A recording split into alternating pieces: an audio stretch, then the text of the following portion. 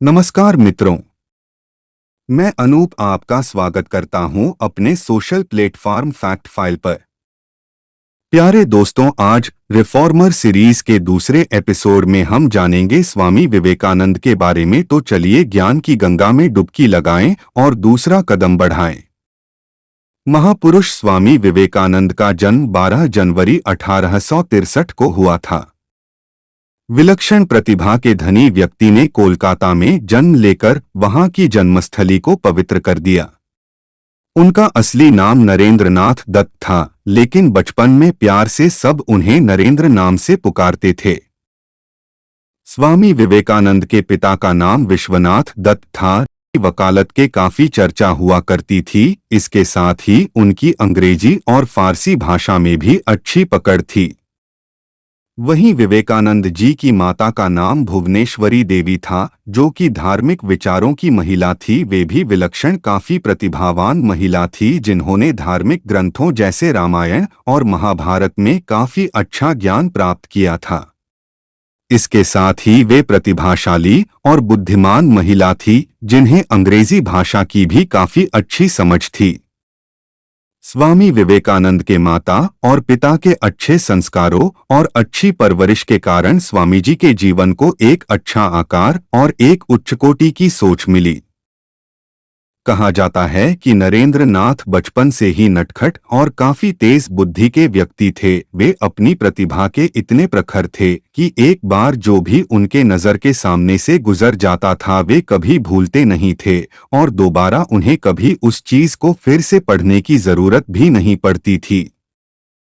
उनकी माता हमेशा कहती थी कि मैंने शिवजी से एक पुत्र की प्रार्थना की थी और उन्होंने तो मुझे एक शैतान ही दे दिया। युवा दिनों से ही उनमें आध्यात्मिकता के क्षेत्र में रुचि थी। वे हमेशा भगवान की तस्वीरों जैसे शिव, राम और सीता के सामने ध्यान लगाकर साधना करते थे।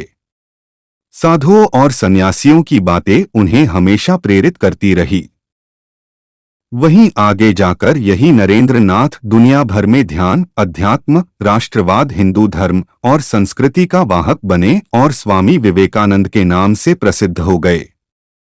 आपको बता दें कि स्वामी विवेकानंद बचपन से ही बड़ी जिज्ञासु प्रवृत्ति के थे। यही वजह है कि उन्होंने एक बार महर्षि देवेंद्र नाथ से सवाल पूछा था कि क्या आपने ईश्वर को देखा है। नरेंद्र के इस सवाल से महर्षि आश्चर्य में पड़ गए थे और उन्होंने इस जिज्ञासा को शांत करने के लिए विवेकानंद जी को रामकृष्ण परमहंस के पास जाने की सलाह दी, जिसके बाद उन्होंने उनके अपना गुरु मान लिया और उन्हीं के बताए गए मार्ग पर आगे बढ़ते चले गए। इस दौरान विवेकानंद जी रामकृष्ण परमहंस से इतने प्रभावित हुए कि उनके मन में अपने गुरु के प्रति कर्तव्यनिष्ठा और श्रद्धा बढ़ती चली गई। 1893 में विवेकानंद शिकागो पहुंचे, जहां उन्होंने विश्व धर्म सम्मेलन में हिस्सा लिया। इस दौरान एक जगह पर कई धर्मगुरुओं ने अपनी किताब रखी। वहीं भारत के धर्म के वर्णन के लिए श्रीमद् भगवत गीता रखी गई थी, जिसका खूब मजाक उड़ाया गया। लेकिन जब विवेकानंद में अपने अध्यात्म और ज्ञान से भरा भाषण की शुरुआत की, तब सभागार तालियों से गड़गड़ाहट से गूंज उठा। स्वामी विवेकानंद के भाषण में जहां वैदिक दर्शन का ज्ञान था, वहीं उसमें दुनिया में शांति से जीने का संदेश भी छुपा था। अपने भाषण में स्वामी जी ने कट्टरतावाद और सांप्रदायिकता पर जमकर प्रहार किया था। उन्होंने इस दौरान भारत की एक नई छवि बनाई। इसके साथ ही वे लोकप्रिय होते चले गए। स्वामी विवेकानंद जी ने अपनी ज्ञान और दर्शन के माध्यम से लोगों में धर्म के प्रति नई और विस्तृत समझ विकसित की। विवेकानंद भाईचारे और एकता को महत्व देते थे, इसलिए उन्होंने हर इंसान के लिए नया और विस्तृत नजरिया रखने की सीख दी। महापुरुष विवेकानंद ने सीख और आचरण के नए सिद्धांत स्थापित किए। विवेकानंद जी ने पूर्व और पश्चिम देशों को आपस में जोड़ने में अपना अहम योगदान दिया। दुनिया के सामने विवेकानंद जी ने हिंदुत्व के महत्व को समझाने में अपना महत्वपूर्ण योगदान दिया। प्राचीन धार्मिक परंपराओं पर नई सोच का समन्वय स्थापित किया। स्वामी विवेकानंद के जन्म तिथि 12 जनवरी को राष्ट्रीय युवा दिवस नेशनल यूथ डे के रूप में मनाई जाती है।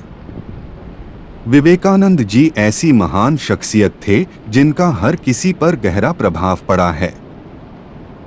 4 जुलाई 1902 को महज 39 साल की उम्र में स्वामी विवेकानंद की मृत्यु हो गई। वहीं उनके शिष्यों की माने तो उन्होंने महासमाधि ली थी। उन्होंने अपनी भविष्यवाणी को सही साबित किया कि वे 40 साल से ज्यादा नहीं जिएंगे। वहीं इस महान पुरुषार्थ वाले महापुरुष का अंतिम संस्कार गंगा नदी के तट पर किया गया था। अभी तक जो आपने जाना उन्हीं में से निम्न प्रश्नों का उत्तर देने का प्रयास करें। स्वामी जी का जन्म कब हुआ था? उनके माता पिता का क्या नाम था? स्वामी जी ने किससे पूछा था कि क्या आपने ईश्वर को देखा है? राष्ट्रीय युवा दिवस कब मनाया जाता है? स्वामी जी की मृत्यु कब हुई? आज के लिए बस इतना ही दोस्तों। नेक्स्ट वीडियो में जानेंगे एक और सामाजिक और धार्मिक सुधारक के बारे में। तब तक के लिए जय हिंद।